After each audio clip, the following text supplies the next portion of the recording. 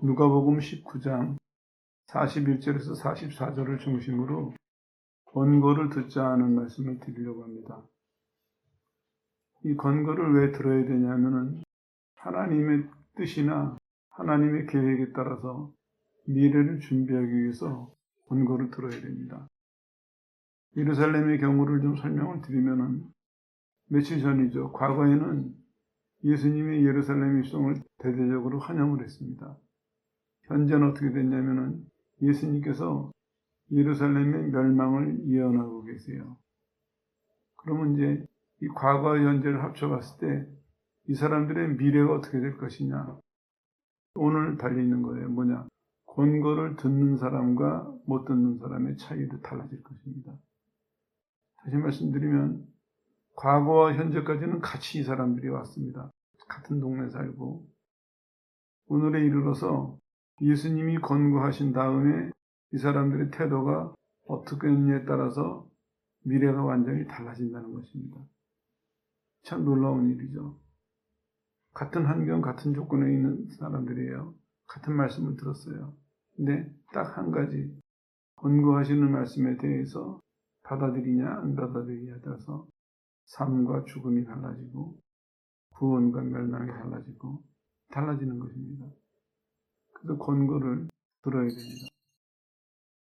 좀 더 구체적으로 말씀드리면은 성경을 쭉 보면은 하나님은 늘 하나님의 백성들을 방문하셨어요. 아브라함에게 직접 방문하시기도 하고 이삭이 낳기 전에 방문하셨죠. 소돔과 고모라가 멸망할 때도 방문하셨고 또 어떤 경우는 천사들을 보내서도 방문하시고 계속해서 하나님 방문하고 계세요.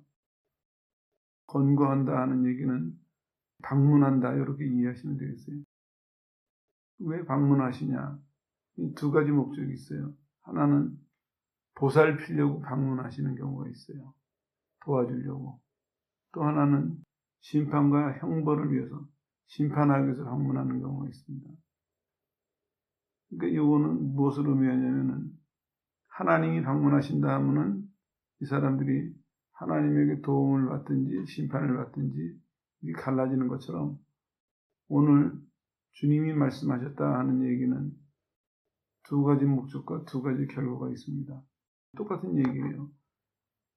보살피려고 말씀하시는 경우도 있고 심판하려고 말씀하시는 경우도 있고 그러니까 하나님이 방문하시는 것이나 말씀하시는 거나 같은 목적이거든요. 같은 방법이거든요.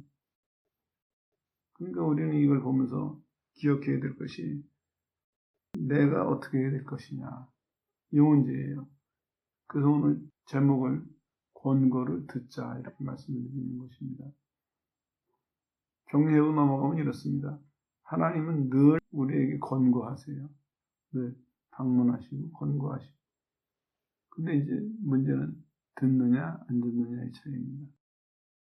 여기서도 보니까 예수님께서 권고하시려고 예루살렘 방문하셨어요. 사람들의 반응을 보니까 군중들은 예수님께서 메시아 왕국을 세우실 것을 기대하면서 흥분에 들떴습니다. 그래서 입성하실 때 대대적인 환영을 했죠. 주의 이름으로 오시는 이여. 이건 이스라엘의 역사 속에서 늘 있던 얘기인데 뭐냐면은 메시아다 이겁니다. 하나님의 대리인으로 오시는 구원자시여. 우리를 구원해 주십시오. 그런 얘기를 했죠. 하늘에는 평화하는 얘기 설명드렸죠. 속죄의 죽으심으로 화해를 이루고 화평의 길이 열리기 때문에 평화가 주어지는 것이고 가장 높은 곳, 이건 하나님에 대한 표현이에요. 하나님의 이름을 함부로 부를 수가 없으니까 하나님께는 영광이 된다. 예수님의 방문을 이렇게 환영을 했어요. 근데 문제는 뭐냐면은 왜 방문하셨는지는 몰랐어요. 그러니까 유명한 분이고 이미 많이 알려졌죠. 예수님이 능력도 많으신 분이고 뭔가 도움이 될 것 같고 뭔가 우리가 원하고 바라는 것을 해결해 주실 것 같은 이런 내가 바라는 기대에 가득 차서 내 소원이 이루어지겠다는 어떤 기대감 가지고 그냥 기쁘게 환영을 했어요. 근데 예수님은 실제로 어떻게 했습니까? 시작하실 때부터 뭐라 그러셨어요? 돌아오라 그랬거든요. 하나님께로. 회개하라 그러셨잖아요. 세례요한도 회개하라. 예수님도 회개하라. 그 결국에 무슨 얘기입니까? 돌아오라는 얘기거든요. 그리고 이게 말이 재밌어요. 실제로 구약에는 회개한다는 얘기가 신약에 회개한다는 얘기랑 의미가 조금 달라요. 설명된 적이 있는 것 같은데 구약에는 슈브하는 동사를 썼어요. 요거는 엄밀하게 번역하면은 있던 자리로 돌아오라는 얘기입니다.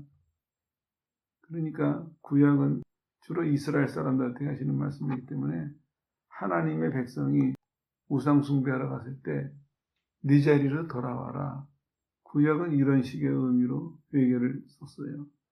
근데 신약은 메타노에오 해가지고 생각을 바꿔라. 마음을 돌이켜라. 너가 너 자신을 생각해보고 너의 삶을 생각해보고 돌이켜라 해서 의미가 좀 다른 얘기입니다. 돌아오라는 얘기가 결과는 같지만 의미상은 차이가 나는 거거든요. 근데 오늘 예수님께서 뭐라고 그랬어요? 여기 오시면서 이스라엘 백성 보고 하나님께로 돌아오라 그랬거든요. 돌아와라. 하나님께서 나를 보내셔서 너희를 구원하려고 하시니까 돌아와라 이제는. 방황하지 말고 돌아와라. 내가 생명의 빛이고 내가 생명의 양식이고 나한테로 돌아와라. 이렇게 말씀하시는데 이 사람들은 왜 오셨는지를 모르는 거예요. 방문은 하시는데.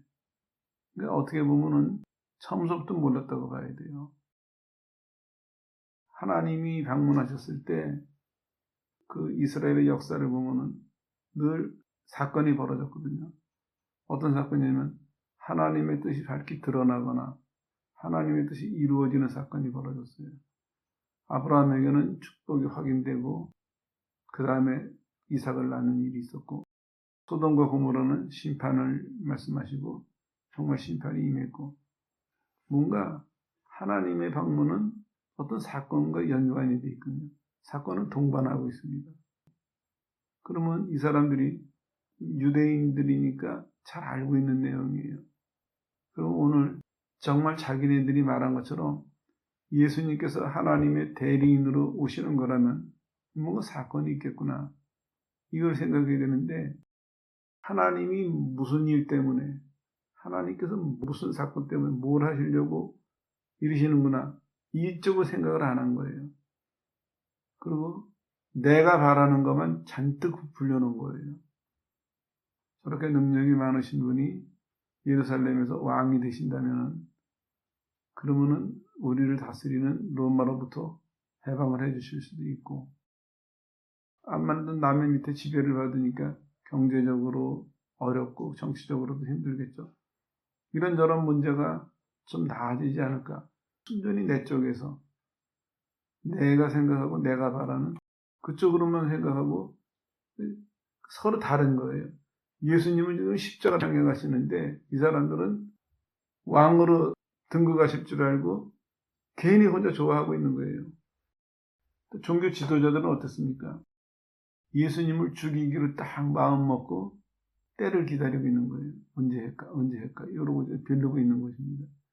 그러니 그 장면을 한 폭의 그림에다 담아보세요. 얼마나 다른 모습입니까? 가운데는 구원하러 오신 예수님이 십자가를 향해서 걸어가시는 길이 보여요. 한쪽에서는 자기가 바라는 것 잔뜩 마음에 상상하고 머릿속에 상상하고 크게 이루어질 때가 됐나 하고 흥분과 기대에 차서 소리치는 사람이 있어요. 한쪽에서는 구원하러 오신 예수님을 죽이려고 마음속에다 탁 칼을 품고 눈을 날카롭게 뜨고 지금이냐 때를 노리고 있고 이 한 폭의 그림에 들어갈 내용이 아니거든요. 대장면을 따로따로 나눠놔야 될 거거든요. 이러고 있습니다. 그래서 예수님께서 말씀하세요. 예루살렘의 운명에 대해서. 너희는 이미 많은 예언자들을 통해서 진리의 길을 알 수 있었으나 그러나 너희가 거부했기 때문에 결국에는 예수님을 십자가에 못 박게 될 것이고 그 벌로 너희가 심판을 받을 것이다. 이런 말씀 하시는 거거든요. 이스라엘 역사에 익숙한 표현이 있어요. 여기 43절에도 나오는데 날이 이를지라 구약에 보면은 반복되는 표현이에요. 날이 이를지라. 이건 무슨 말이냐면 날이 내 위에 반드시 엄습할 것이다. 날이 내 위를 덮칠 것이다. 이런 얘기예요. 어떤 날이냐면 원수들이 토성을 쌓고 너를 사면으로 가두고 너와 및 그 가운데 있는 내 자식들 땅에 맺히리라. 철저히 죽인다는 얘기죠. 돌 하나도 돌 위에 남기지 아니할 것이다. 완전히 파멸될 것이다. 이거는 이스라엘 사람들 귀에 너무 익숙한 얘기예요. 자기네들 역사에서 늘 반복이 됐거든요. 이스라엘이 하나님의 말씀을 안 듣고 우상 숭배에 빠졌을 때 하나님께서는 강한 이방의 나라들을 통해 가지고 이스라엘을 늘 징계하셨거든요. 그때 딱 요 장면들이 반복됐습니다. 선지자들이 이스라엘에게 경고하거나 심판을 말할 때 늘 쓰던 표현이에요. 그리고 실제로 역사 속에서 이루어졌고. 그렇기 때문에 오늘 예수님께서는 이 예루살렘의 운명을 보시고 우세요, 여기서. 예루살렘을 보시면서. 여기 우신다 하는 얘기가 이런 거예요. 예루살렘이 멸망할 것을 아시니까 마음속에서 통곡이 나온 거예요. 그날이 지금 임하고 있는데, 그날이 다가왔는데 너희는 듣지 않는다. 너희가 그날을 피하라고, 그날을 면하라고 권고하러 온, 알리러 온 나를 받아들이지 않기 때문에 너희가 앞으로 내일의 운명을 모른다. 이게 안타깝다. 이러면서 지금 통곡을 하시는 거거든요. 이게 배경입니다. 권고를 들어야 될 이유를 자세히 설명해 드리면 바로 이겁니다. 이들에게 지금 엄청난 사건이 기다리고 있어요. 이제는 선택의 시간이 왔어요. 하나님께서 충분한 기회를 주셨어요. 충분한 시간을 주셨어요. 이 사람들이 알아들을 수 있도록 충분히 얘기하셨어요. 그러면 이제 그것을 매듭지을, 그 일을 끝낼 순간이 다가오는 거예요. 복음서에 보면 마치 이런 예화와 같아요. 왕이, 그때는 나라가 다 왕의 땅이었죠. 주인은 왕이고 백성들이 이제 농사를 져요. 왕한테 세금을 바치는 거죠. 땅을 빌려 쓴 값을. 근데 어느 지역에다가 땅을 빌려줬는데 돈을 안 바치는 거예요. 이 사람들이 농사져서 먹으면서. 처음에는 신하들을 보냈어요. 그랬더니 신하들을 죽여버렸어요. 왕이 몇 번 그러다 안 되겠으니까 내 아들을 보내면은 내 아들은 말은 듣겠지. 아들을 보냈어요. 그러니까 요 사람들이 어땠습니까? 아이고 왕의 아들이 오셨군. 이번엔 해드려야지. 그게 아니라 잘됐다. 아들만 죽여놓으면 왕의 후계자가 없으니까 이게 다 우리 거에 될 수도 있겠다. 그 아들을 죽여버렸어요. 그 왕이 어땠습니까? 화가 나가지고 군대를 보내서 그냥 그 마을을 다 몰살을 시켰어요. 그런 예화가 복음서에 나오죠. 딱 그 모습입니다. 지금까지는 하나님께서 이스라엘을 권고하시려고, 이스라엘을 돌이키시려고 많은 하나님의 종들을 보내셨어요. 많은 선지자들을 보내셨어요. 그러나 맨 마지막에 누구 보내셨어요? 아들을 보내셨어요. 직접 오셨어요. 그런데 그때마저도 이 사람들이 안 듣는 거예요. 안 받아들이는 거예요. 만약에 지금이라도 권고를 들었다면 그러면 지금 사태가 이렇구나. 우리가 어떻게 해야 되겠구나. 살 길을 찾았을 텐데 안 들으니까 이 마지막 기회마저도 안 들으니까 자기네들의 운명을 모르는 거예요. 예수님께서는 이 사람들의 운명을 지금 내다보고 계시고 알고 계시고 이 사람들은 모르고 있고 얼마나 안타까우시겠어요. 그런 배경이에요. 그런 배경을 통해서 우리한테 몇 가지 교훈을 하시는데 오늘 그 부분을 말씀드릴게요. 권고를 듣는 방법이 뭐냐 했을 때 첫 번째로는 생각을 해라 이겁니다. 생각을 해라. 뭘 생각해야 되냐면요. 심판의 두려움과 하나님의 사랑. 이 두 가지를 생각할 수 있어야 됩니다. 이 얘기가 처음으로 돌아가는데 구원받을 때 이 두 가지에 눈을 떠야 돼요. 왜 회개를 합니까? 메타노이아는 얘기가 그게 자기가 지은 행동을 생각하면서 창피함을 느끼고 두려움을 느껴서 돌아온다는 얘기거든요. 그러니까 하나님께서는 우리를 구원하실 때 우리의 영적인 지각을 열어주세요. 내가 지은 죄가 무엇인지, 동시에 그 죄에 받을 벌이 무엇인지 하나님의 심판을 알려주세요. 그래서 돌이키는 거거든요. 돌이킬 때 결국에는 신앙의 문제인데요. 맨 처음에 믿을 때 사람들이 내가 받을 축복만 생각하고 돌이킨 사람들은 신앙이 불분명해요. 그런데 내가 지은 죄와 거기에 따르는 심판을 깨달은 사람은 돌아선 삶이 확실해요. 왜냐하면 옛날에 본인이 어땠던 걸 알고 거기 다시 가면 안 된다는 걸 본인이 아는 거거든요. 그런 말씀 드린 적 있죠. 가끔 간증을 듣다가 보면은 지옥을 본 사람들 얘기를 해요. 우리도 신학 학부 4학년 때 맨 마지막 시간이 목회학 시간이었는데 선생님이 그날은 공부를 안 하고 왜 신학교를 왔는지 한사람씩 나와서 이 얘기를 하라 그래가지고 얘기를 하는데 평상시에 말이 없던 사람이었는데 그 사람이 나오지만 이런 얘기를 하더라고요. 자기는 안 믿는 집에서 살아났고 교회 안 다녔대요. 고3 때 친구들을 따라서 교회를 갔는데 하루는 꿈을 꾸는데 바닥에 구멍이 보이더래요. 그래가지고 뭔 구멍인가 하고 들여다봤더니 그 구멍을 통해서 지옥을 본 거예요. 그 사람이. 그래가지고 얼마나 놀랐는지 물론 깼죠. 이제. 너무 끔찍해서. 그리고 한 30분 이상을 덜덜덜덜 떨었대요. 그 장면이 너무나 끔찍해서. 그러고는 교회도 안 다녀본 사람이 대학 진학을 신학을 해야 되겠다. 신학교로 왔다고 얘기하더라고요. 이 분명한 선이 있어야 됩니다.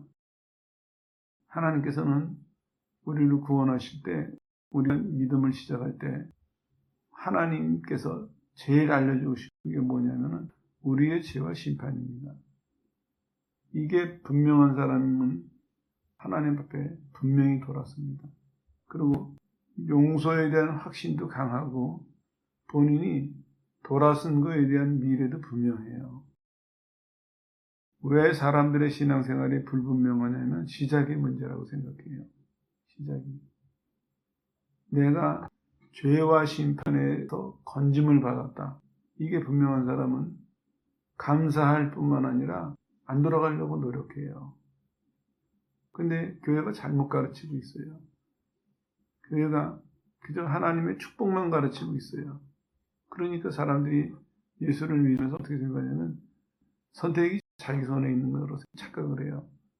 내가 믿어도 되고 안 믿어도 되고 내가 그 말씀을 순종해도 되고 안 순종해도 되고 아니에요. 선택은 하나님 손에 있어요. 하나님이 심판하신다고요. 성경이 뭐라고 얘기하고 있습니까? 부활하신 예수님이 하늘로 올라가셨죠. 그분이 심판하러 오실 거라고 얘기하고 있습니다. 심판의 권한은 하나님께 있습니다. 선택의 권한은 우리한테는 없어요. 우리는 죄를 지면서 우리한테 주어진 권한을 우리는 이미 잃어버린 사람이에요. 똑같은 얘기인데 죄와 심판을 분명히 아는 사람은 또 하나 분명히 아는 게 있어요. 동시에 하나님의 사랑을 분명히 압니다. 이거는 두 개가 같이 붙어 있는 거예요. 본인의 죄에 대해서 그 죄가 불러올 심판에 대해서 분명히 아는 사람일수록 하나님의 사랑도 그만큼 분명히 알게 됩니다. 이 두 개가 차이가 나지 않습니다. 죄와 심판에 대해서는 요만큼 알고 하나님의 사랑은 이만큼 알고 그러진 않아요. 또 반대로도 마찬가지예요. 죄와 심판에 대해서는 끔찍하게 알고 하나님의 사랑은 요만큼밖에 모르는 이런 경우는 없습니다. 두 개가 같아요. 성경에도 나와 있죠. 용서받은 만큼 사랑하는 거예요. 주님을. 그걸 생각하라는 것입니다. 이걸 생각하고 사는 사람은요. 하나님께서 방문하실 때 생각으로 말씀으로 어떤 모양으로든지 하나님께서 우리를 권고하실 때 듣는 태도가 달라지겠죠. 심판에 대한 두려움도 알고 심판에서 건져주신 사랑도 안다면 그 사람 마음속에 늘 심판에 대한 두려움이 있음과 동시에 그 죄에서 나를 용서해 주신 하나님의 사랑에 대한 감사함이 늘 있는 사람은 하나님 말씀이 다르게 들리겠죠.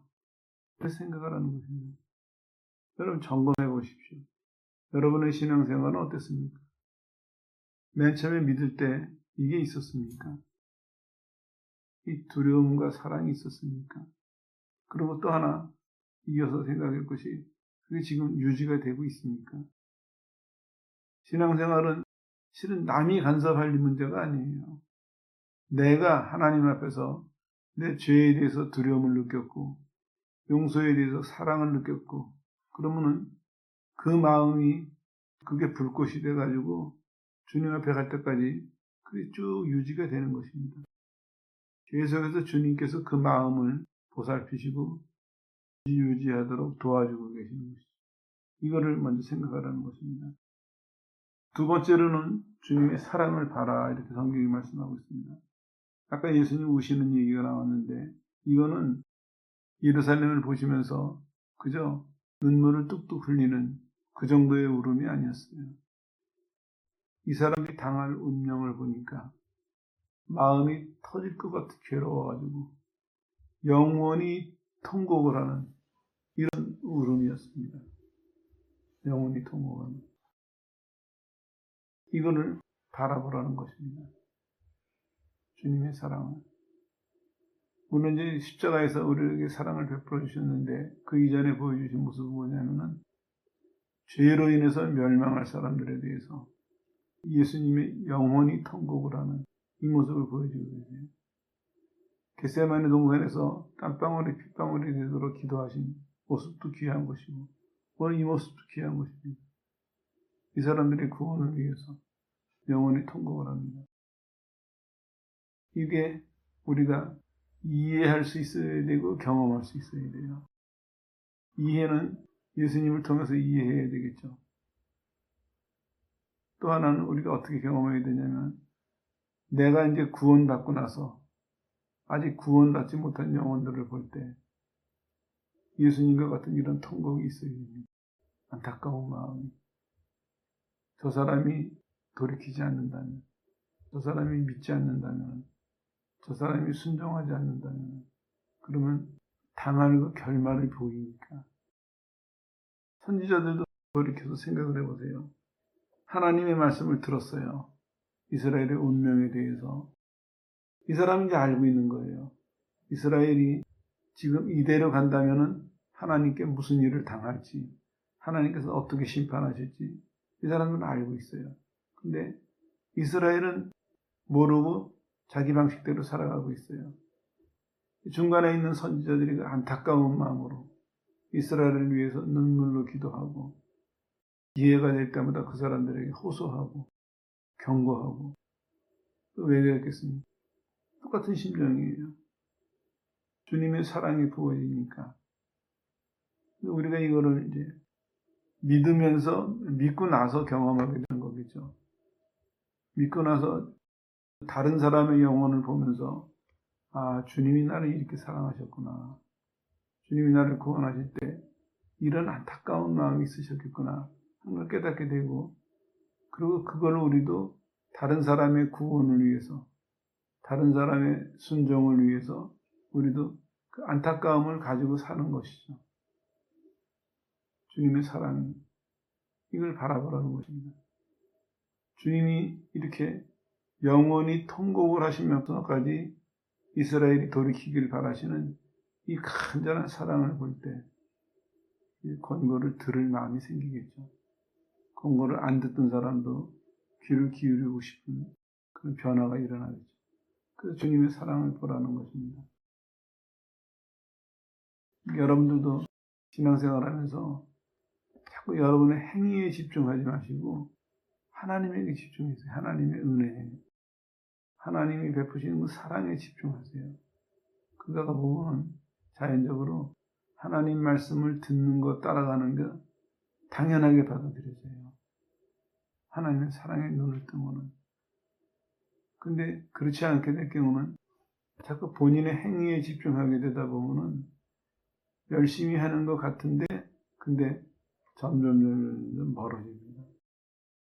실제로 교인들 보면요. 교회 나와서부터 시간이 지나갈수록 본인들은 교회 생활에 익숙하다고 생각할지 모르지만 신앙적인 면에서 보면은 하나님하고 더 멀어지는 것 같아요. 왜냐? 처음에 믿을 때는 차라리 순수했어요. 아무것도 없었거든요. 그러니까 처음에 믿을 때는 하나님 앞에 그냥 덥석 안겼어요. 죄인이고 갈 데가 없고 어찌할 바를 모르니까 하나님에게 덥석 안겼어요. 그런데 신앙생활을 하면서 좀 더 이제 익숙해지거든요. 지식도 늘어나요. 경험도 늘어나요. 뭔가 영적인, 지적인 또 그 외에 어떤 소유가 생겨요. 경력도 거기 포함되죠. 그러다가 보니까 이 사람이 자꾸 자기 행위에 집중하게 돼요. 하나님과의 관계를 행위로 유지하려고 노력을 해요. 그래서 본인의 행동에 따라서 많이 흔들려요. 오늘 내가 아침에 기도했으면 마음이 편하고, 기도 못했으면 마음이 불안하고, 내가 뭔가 하나님 뜻대로 좀 산 것 같으면은 자신이 넘치고, 못 산 것 같으면은 자신이 없고, 행위에 의해서 움직이는 사람이 돼요. 그러다가 보면 이제 거기서 멈추는 것이 아니라, 그건 이제 좀 더 발전을 해요. 그래가지고, 하나님과의 신앙이 아니라 자기 행위를 내세워요. 내가 이만큼 알고, 내가 이만큼 했고, 그게 자기 재산이에요. 자기 힘이고. 늘 불안한 거예요. 앞으로는 까치발도 있고, 어떻게 해서든지 이렇게 좀 나아지려고 노력을 하는데, 실제로는 나아지지 않는 거거든요. 늘 불안한 거예요. 늘 한계가 있는 것이고. 이거 고쳐야 됩니다. 주님은 그렇게 원하시지 않습니다. 주님의 사랑을 보라고 왜 그랬을까요? 우리는 신앙을 하나님과의 관계에서 유지해 가야 됩니다. 하나님과의 관계에서. 내 영혼을 보고 통곡하셨던 그 주님의 사랑이 내 마음에 임해서 이제는 나도 다른 사람들의 영혼을 보면서 통곡하는 이런 삶을 산다면 그 사람이 어떻게 했습니까? 매일매일 주님의 권고를 어떻게 받아들이겠습니까? 주님의 권고를 대하는 태도가 어떻겠습니까? 너무 당연한 결과 아니에요? 그 주님의 사랑의 마음을 가지고 주님의 그 통곡에 동참하는 사람이라면 주님의 권고를 잘 기억하고 잘 따라가게 되겠죠. 세 번째로는 말씀을 깨달아가는 것입니다. 너희가 평화의 일을 알지 못했다. 성경이 말씀하고 있어요. 뭐냐면 예수님께서 사역하시는 기적을 베푸시는 일과 가르침을 통해서 진정한 구원과 평강을 주시려고 계속 노력을 하셨거든요. 근데 이 사람들은 알지 못했어요. 받아들일 마음이 없었으니까. 다른데 생각이 가 있었으니까.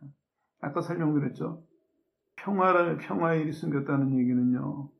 무슨 의미냐면은 예수님이 대신 죽으심으로 하나님하고 화해가 이루어졌어요. 그러니까 평화가 온 것이죠. 아담이 어떤 일이 벌어졌습니까? 하나님이 만들어 놓으신 동산에서 살 때는 괜찮았는데 죄를 지니까 쫓아냈어요. 거기서 쫓겨났습니다. 그리고 곧바로 이어지는 얘기가 뭡니까? 아담의 후손인 가인이 동생을 때려 죽인 다음에 유리했다, 당황했다 했습니다. 그 다음에는 노아 시절에 보니까 세상의 죄악이 관영했다. 이게 무서운 게요, 죄가. 거기서 끝나지가 않아요. 역사적으로 보면 하더라도 아담의 죄는 그 다음에 이제 가인의 살인으로 이어져요. 가인의 살인은 노아의 심판으로 이어져요. 홍수로 심판하신 거 아니에요. 노아의 심판은 뭐로 이어집니까? 바벨탑의 혼잡으로 이어져요. 이게 세상이에요. 이게 죄예요. 죄가 가만히 있지 않기 때문에 죄가 일단 용납이 되면은 죄가 우리 속에 침투하기 시작하면 우리가 마음속에 생각 속에 삶 속에 죄를 용납하기 시작하면 그만큼만 자리 잡고 있는 것이 아니라 우리의 전체를 다 망가뜨려 놔요. 그게 무서운 것입니다. 그럼 어떻게 되겠습니까? 평화는 없어지는 거예요. 혼돈과 다툼과 두려움과 멸망과 파멸과 나쁜 거는 죄에 일어나는 거예요. 십자가에서 활동을 하니까. 근데 예수님 뭐라 그러세요? 내가 와서 대신 죽음으로 하나님과 화해할 수 있는 길이 열려서 그 모든 것들이 그렇게 요동치고 우리를 위협하고 해를 입히던 이 모든 것들이 다 가라앉고 하나님이 주시는 편안함과 자유와 풍성함과 그런 길이 열리도록 예수님께서 오신 것이죠. 그런데 안타까운 것이 그러나 숨겼다는 것입니다. 너희에게는 숨겨졌다. 이거는 정확하게 번역하면 이렇게 번역해야 돼요. 과거 어느 시점에 숨겨졌다. 이런 얘기입니다. 과거 어느 시점에 숨겨져서 지금까지 계속 숨겨져 있기 때문에 너희가 그 내용을 모른다. 이사야도 예언을 했어요. 들어도 못 깨닫고 봐도 이해 못하고 얼마나 무섭습니까? 그렇기 때문에 예수님께서 오늘 이 사람들에게 말씀하고 계세요. 말씀을 깨달아라. 나는 너희를 대속함으로 인해서 하나님과 화해를 이루러 왔다. 너희가 지금 살면서 벌어지는 이 모든 일들이 결국에는 하나님과 화목하지 않기 때문에 하나님과 화해를 이루지 못했기 때문에 벌어진 일이니까 이거를 훌륭한 왕이 나온다고 해결될 일도 아니고 유능한 박사가 나온다고 해결될 일도 아니고 예수님을 통해서 하나님과 화해해라. 이게 하나님이 지금까지 수많은 선지자를 통해서 전한 메시지고 그리고 이것을 전하고 이루려고 내가 왔다. 그리고 너희들이 보는 데서 내가 십자가에서 죽음으로 너희를 대신해서 죽음으로 내가 이 화해를 이룰 것이다. 이렇게 깨달아라는 얘기입니다. 실제로 어땠습니까? 성전에 보면은 성전이 있고 그게 나눠져 있어요. 대제사장이 들어갈 수 있는 1년에 한 번 들어갈 수 있는 거 나눠져 있어요. 휘장이. 근데 예수님께서 죽으시면서 그 휘장이 하늘로 쫙 찢어졌거든요. 길이 열렸어요. 옛날에는 제사장도 함부로 들어가면 즉사했어요. 그래서 전하는 말에 의하면은 제사장이 제사를 지내러 들어갈 때 발목에 끈을 묶어가지고 들여보낸대요. 오랫동안 안 나오니까 잡아당겨 보는 거예요. 잡아 끌어내는 거 죽었으니까. 근데 그 길이 예수님이 십자가에서 운명하시는 순간에 그 휘장이 찢어졌어요. 그러면 누구든지 이제는 제사장이 아니더라도 그런 절차 없이 누구든지 예수의 이름으로 하나님께 언제든지 나가는 길이 열렸어요. 언제 어디서나 누구든지. 이 엄격한 제사제도와 죄로 인해서 하나님께로부터 우리가 많은 제한을 받고 있는 것을 아는 사람, 그것에 대한 두려움을 아는 사람, 그것에 대한 불편함을 아는 사람, 그것에 대한 무서움을 아는 사람, 그런 사람은 예수님이 화평을 이루셨다는 얘기가 은혜가 달리 들릴 거예요. 그 말씀입니다. 너희가 평화의 일을 알아야 된다. 너희가 안 받아들였기 때문에 과거 선지자 시절서부터 쭉 숨겨져 왔었는데 이제는 알아라. 이제 마지막 기회다. 이제 그걸 알아볼 수 있고 받아들일 수 있는 마지막 기회니까 내 말을 깨달아라. 이런 말씀이죠. 정리하겠습니다. 예수님은 이들에게 기회를 주러 방문하셨어요. 그러고 말씀하세요. 권고를 들어라. 근데 안타깝게도 이 사람들은 이 마지막 기회마저 받아들이지 못했습니다. 결국 이제 멸망으로 이끌어지는데 우리도 마찬가지입니다. 신앙생활하면서 믿을 때를 잘 생각을 해보십시오. 아까 설명드렸죠. 믿을 때 우리가 아무것도 없이 그저 하나님이 구원해 주신다는, 하나님이 용서하신다는 그 사실 하나 믿고 그 은혜 하나 믿고 덥석 안겼거든요. 하나님에게. 그런 내가 그랬는가 살펴보세요. 그것부터 점검하시고 그 다음에는 두 번째 점검하실 것이 그 이후로 내 신앙생활이 계속 그런 자세인가 이거를 살펴보세요. 이걸 살펴보면은 답이 나와요. 어떤 답이 나오냐? 나는 권고를 잘 듣는 사람인가? 잘 못 듣는 사람인가? 만약에 나는 신앙생활하면서 하나님의 자녀임에도 불구하고 왜 나는 하나님의 권고를 잘 못 들을까? 방법을 얘기하는 것이 아닙니다. 들었냐 못 들었냐 얘기하는 것이 아닙니다. 하나님의 말씀을 내가 따라가느냐 안 따라가느냐는 실제적인 문제입니다. 나는 따라가는 사람인가 못 따라가는 사람인가? 만약에 못 따라가는 사람 측에 속한다면 이걸 점검하시면 돼요. 처음에. 그리고 전제 유지가 되는가? 아무쪼록 이 시간을 계기로 여러분이 자신의 태도를 잘 점검해 보셔서 늘 하나님의 권고를 잘 듣는 그런 성도들이 되시길 바랍니다. 하나님은 우리를 구원하실 뿐만 아니라 우리를 예수님 닮는 사람으로 이 땅에서 세우기를 원하세요. 우리 삶에서 예수님의 삶이 드러나기를 원하고 계세요. 그러려면 우리가 하나님의 권고를 잘 들어야 되거든요. 처음에 믿었다고 끝나는 것이 아닙니다. 하나님 나라 갈 때까지 예수님의 권고를 잘 들어서 구원받지 못한 사람들은 구원에 이르러야 되겠고 구원받은 사람들은 하나님께서 원하시는 예수님의 형상을 이루는 데까지 권고를 잘 듣는 성도가 되시기를 주 예수 이름으로 축원합니다.